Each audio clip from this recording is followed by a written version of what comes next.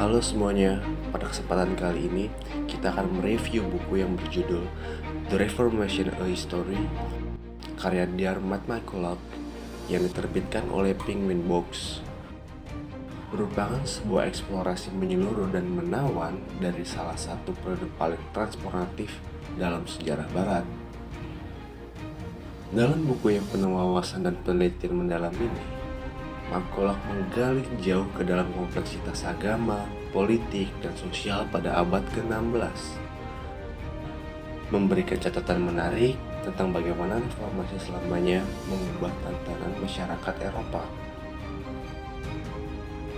Sebuah gereja di Inggris menyimpan ukiran yang kontroversial yang menunjukkan bokong besar di arah altar, mungkin sebagai kritik terhadap imam yang malas.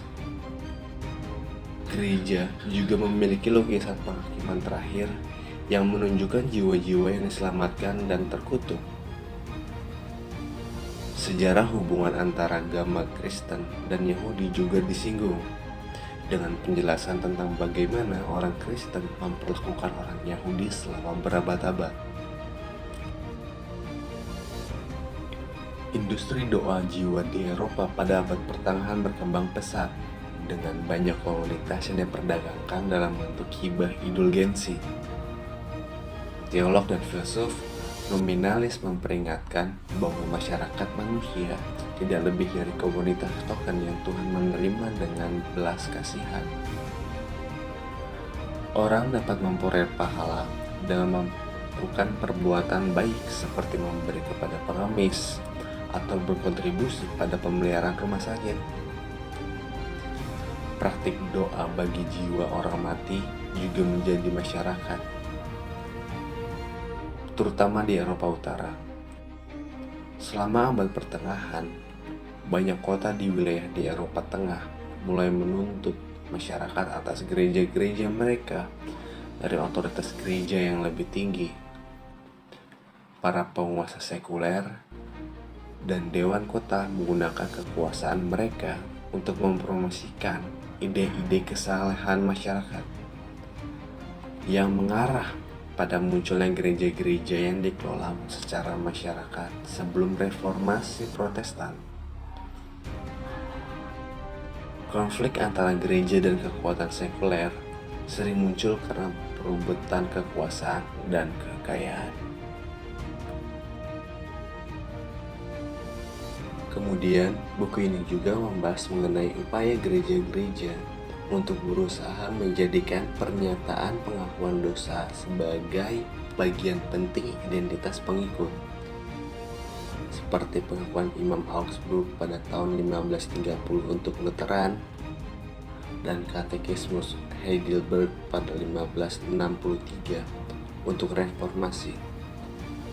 Hal ini juga diperkuat karena kekuatan sipil mendukung upaya ini dengan pernyataan pengakuan iman berbagai kelompok gereja reformasi nasional seperti di Prancis 1559 dan di Belanda 1562. Isi dari buku ini juga menyebutkan bahwa perkembangan identitas Lutheran dan reformasi di berbagai wilayah, diantaranya Transilvania.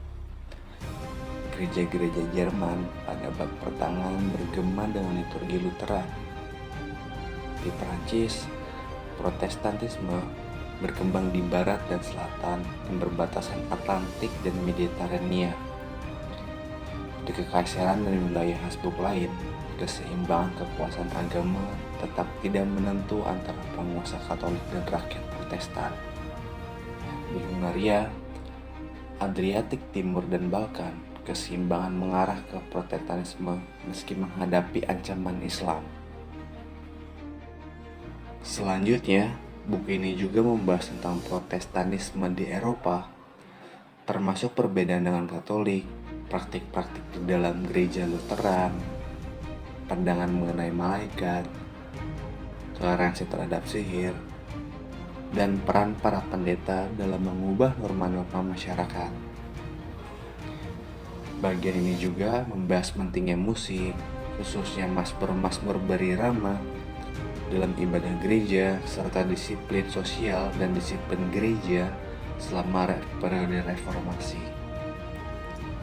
Ini lebih jauh mengeksplorasi penganiayaan terhadap para penyihir dalam konteks persaingan agama dan politik, serta kepercayaan akan akhir zaman di kalangan Protestan. Selain itu, juga membahas perubahan ritual pemakaman pasca reformasi dengan menekankan pentingnya praktik pemakaman dan peran gereja-gereja Protestan dalam membentuk norma-norma masyarakat. Perubahan kalender dilakukan Paus Gregorius XIII pada abad ke-16 memiliki dampak yang beragam terhadap komunitas Kristen Protestan dan Ortodoks. Lembaga gereja mensahkan bentuk ikonoklasme massa yang merupakan fenomena marginal pada saat-saat tertentu dalam reformasi Tudor. Sebagian besar gambar berbahasa Inggris dihapus oleh otoritas gereja yang sah seperti uskup, pengurus gereja, dan bangsawan Polandia. Bagian tersebut membahas tentang pentingnya puasa sebagai tindakan utama di saat-saat sulit dan spekulasi bahwa bencana alam pada abad ke-16 mempengaruhi masyarakat untuk menerima reformasi tata krama karena rasa takut akan pembalasan Tuhan. Contoh konkretnya adalah kota Dorchester yang dihancurkan oleh kebakaran pada tahun 1613, di mana pemerintahan Puritan yang ketat dipimpin oleh Menteri John White mengubah kota tersebut menjadi mini Jenewa. Ini adalah contoh reaksi umum terhadap kondisi sulit disiplin dan penyangkalan. Selain itu, buku ini juga membahas tentang perubahan dalam pandangan dan praktik seksual, serta hubungan keluarga di Eropa dari abad pertengahan hingga abad ke-17. Sejarawan abad ke-20 menyatakan perbedaan antara keluarga abad pertengahan dan modern, dengan beberapa bukti yang menunjukkan hilangnya kasih sayang dalam hubungan keluarga. Reformasi Protestan memberikan kontribusi baru terhadap hubungan keluarga dengan perubahan pandangan terhadap pernikahan.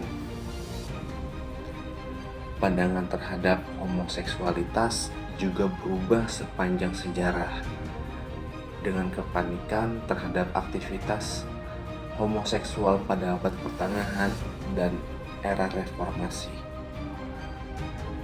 Pada abad ke-16 dan ke-17, terjadi perubahan dalam pandangan masyarakat terhadap homoseksualitas di Eropa Barat, terutama di Amsterdam dan London. Hal ini disebabkan oleh desakralisasi dunia dan perkembangan ekonomi memungkinkan masyarakat untuk membuat pilihan pribadi yang lebih luas, termasuk dalam hal identitas seksual. Sodomi dianggap sebagai praktik seksual buruk dan dihubungkan dengan pesta pora ekstrim dalam literatur abad pertengahan.